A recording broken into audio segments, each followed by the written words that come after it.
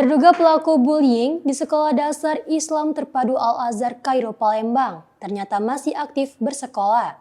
Dari penelusuran info sumsel.id, terduga pelaku anak Sekolah Dasar Islam Terpadu Al-Azhar Kairo Palembang sempat mendapat hukuman. Terduga pelaku dikabarkan dilarang bersekolah beberapa hari usai kejadian itu. Namun saat ini kabarnya pelaku sudah mulai aktif seperti biasa. Sementara itu, pengacara pihak sekolah enggan berkomentar atas kejadian ini dan memilih untuk tidak berpolemik di media. Pihak Dinas Pendidikan Palembang, Juwita membenarkan pihaknya sudah memanggil pihak sekolah usai kejadian dugaan bullying. Terkait terduga pelaku bullying, Juwita juga membenarkan jika siswa terduga pelaku bullying masih aktif di sekolah.